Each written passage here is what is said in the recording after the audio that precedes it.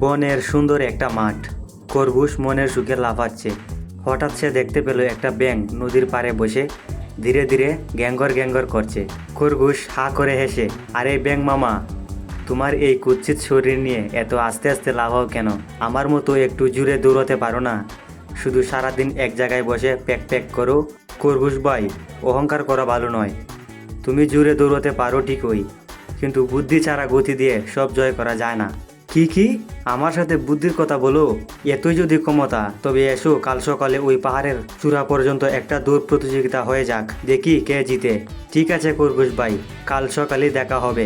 রাতের বেলা ব্যাঙ তার সব বন্ধুবান্ধবকে নিয়ে একটা মিটিং করলো। শুনো সবাই, খরগোশ খুব অহংকারী, তাকে উচিত শিক্ষা দিতে হবে। তোমরা কাল সকাল হওয়ার আগে পাহাড়ের রাস্তার প্রতিটা মোড়ে আর ঝোপের আড়ালে একজন একজন করে লুকিয়ে থাকবে। খরগোশ যখনই ভাববে সে জিতে গেছে এবং ডাক দেবে, তখনই সামনের ঝোপ থেকে তোমরা উত্তর দেবে।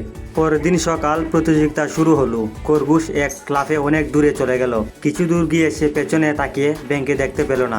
খরগোশ চেঁচিয়ে হেসে, কি ব্যাঙ মামা, কোথায় তুমি? পারলে আমার পিছু নাও। হঠাৎ সামনের ঝোপ থেকে একটা ব্যাঙ লাফ দিয়ে বলল, আমি তো আগের থেকে এখানে চলে এসেছি খরগোশ ভাই, তুমি এত আস্তে দৌড়াও কেন? খরগোশের চোখ কপালে উঠে গেল। খরগোশ আরও জোরে দৌড়াতে লাগলো। আরও কিছুটা গিয়ে আবার ডাক দিল। অমনি সামনের আরেক ঝোপ থেকে আরেকটা ব্যাঙ ডেকে উঠলো, আমি তো তোমার আগে এসে গেছি। এভাবে যতবার খরগোশ দৌড়ায়, খরগোশ ততবার ব্যাঙের সামনে পড়ে। পাহাড়ের চূড়ায় পৌঁছানোর আগেই খরগোশ ক্লান্ত হয়ে হাঁপাতে হাঁপাতে মাটিতে বসে পড়ল।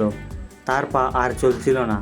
আসল ব্যাঙটি পাহাড়ের চূড়া থেকে হেসে বলল, কি খরগোশ ভাই, শরীর দিয়ে তো অনেক অহংকার করলে, কিন্তু বুদ্ধি ছাড়া তো পথ চলা যায় না।